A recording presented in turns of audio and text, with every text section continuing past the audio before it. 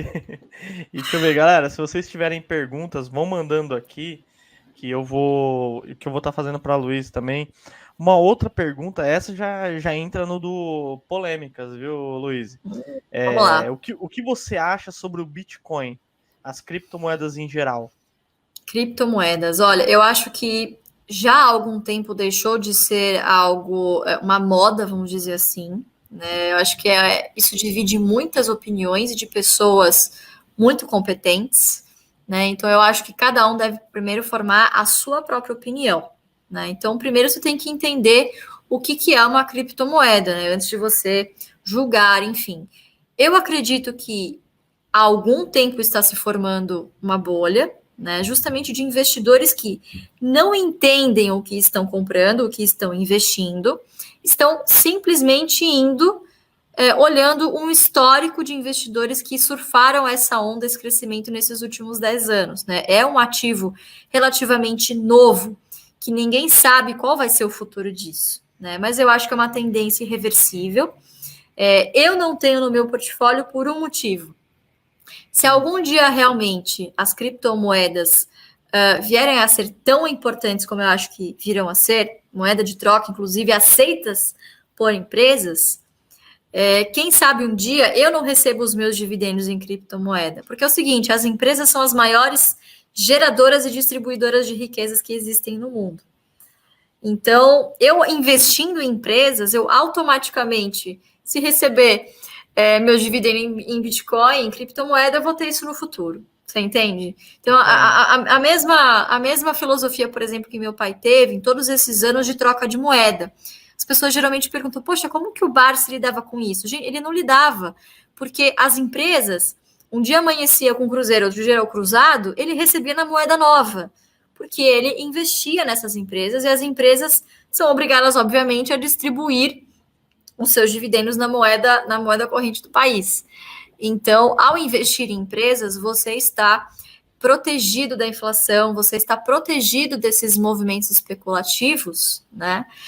Que você investindo na moeda não necessariamente você estará, né? É muito mais uma aposta do que você investir com convicção.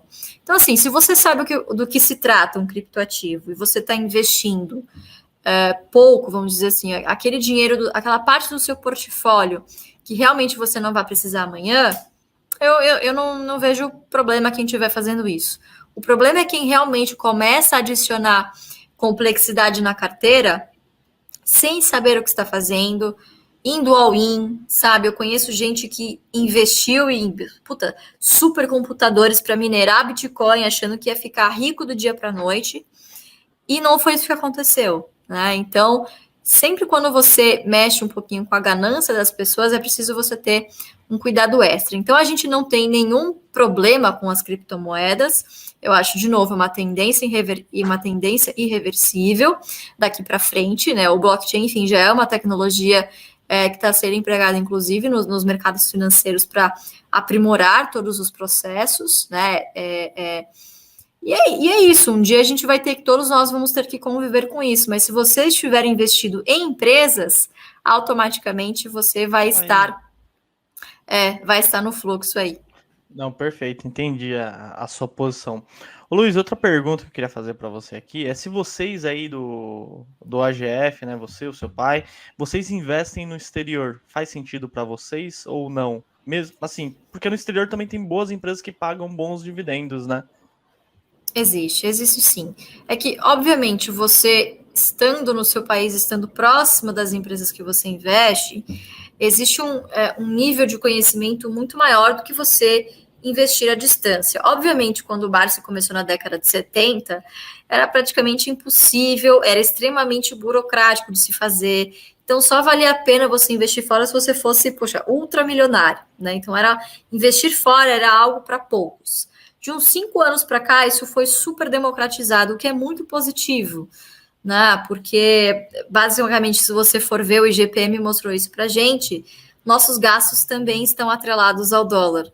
Né? Então, faz sentido, mas, de novo, se você souber o que você está fazendo, porque é simples, mas não é tão fácil quanto parece. Você tem algum nível de burocracia ainda, você tem questões tributárias, você tem a questão do câmbio, né? Então você precisa ter um pouquinho mais de maturidade para, enfim, investir lá fora com tranquilidade, tá? Esse é o nosso ponto.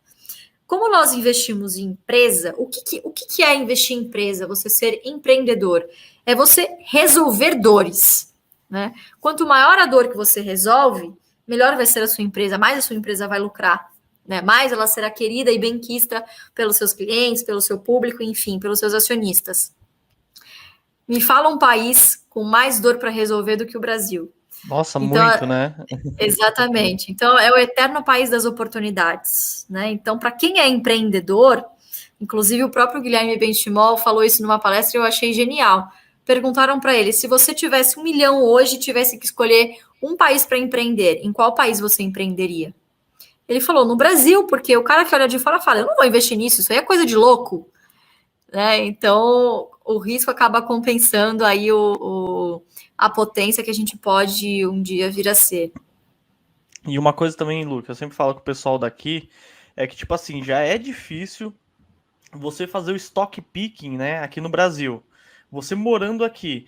Aí a pessoa quer investir lá fora e querer fazer o stock picking ainda, querer escolher as melhores ações. Então é bem mais complicado, né? Eu sempre É falo com a galera. possível, mas exige um nível de, não digo de educação, mas de dedicação que talvez muitas pessoas não tenham o tempo, não tenham a paciência e não tenham a intenção, né? Então, é perfeitamente possível. A gente tem alunos que fazem o jeito Barsi de investir lá fora, tanto que moram aqui ou que moram lá fora. É perfeitamente possível. Mas, obviamente, exige um nível de dedicação muito maior, né? Você tem a opção também, por exemplo, se você quiser uma facilidade maior, investir em ETFs. É que a grande questão aqui é que é o seguinte, algumas pessoas falam como se você não investisse no exterior, puta, você tá fudido, você não vai ter rentabilidade nenhuma. Não, cara, você é um lixo de investidor, Você é um lixo, exatamente. você é um louco, você é um retardado. Não é bem assim. Né? Não é bem assim. Você vê, a maioria dos iniciantes, quando entram na Bolsa, vem com, pô, R$ 250. Isso é dado estatístico da B3. Como que você vai diversificar? Você já não consegue diversificar na própria Bolsa. Imagina diversificar geograficamente com R$ 250. Quer dizer, não estou desprezando, mas sabe, não é tão simples assim. Né? Então a gente precisa ter um pouquinho de pé no chão. Você pode, se você quiser investir no exterior, diversificar, parabéns, vá em frente. Mas se você quiser optar por investir no Brasil, está tudo bem também. Mas obviamente você tem que saber o risco que você está correndo. Tudo, qualquer tipo de investimento, tá? O seu risco ele vai ser obviamente proporcional ao seu nível de conhecimento. Né? Nesse caso, inversamente proporcional. Então, quanto menos você souber, mais risco você está correndo. Isso para qualquer coisa que a gente for fazer na vida, não só nos investimentos. Não, boa muito, Luiz. Mas pode responder alguma se você viu aqui alguma pergunta. Deixa eu ver, não, pode falar enquanto eu escolho alguma boa aqui. Então, tem uma empresa que o pessoal gosta muito, né, que é do setor de energia, a Copel, que é a companhia de energia do Paraná. O pessoal vê, ela tá bem descontada ali, se for pegar também preço sobre valor patrimonial, pagou bons dividendos, tá certo que parece que foi extraordinário, né? A tendência é que vai continuar pagando bons dividendos. Veio alguns analistas aqui, veio o Murilo Breder, ele é um analista do Nubank, que é a Easy Invest, né? Eu falo Nubank para dar aquele pá a mais. Ele indica lá na carteira recomendada deles e ele gosta muito dessa ação. Eu queria saber se vocês têm estudado ou se não, né? Como você falou, tem muitos ativos na bolsa que estão em oportunidade, né? Às vezes vocês já têm as ações ali. É verdade, eu acho que Copel é sim uma dessas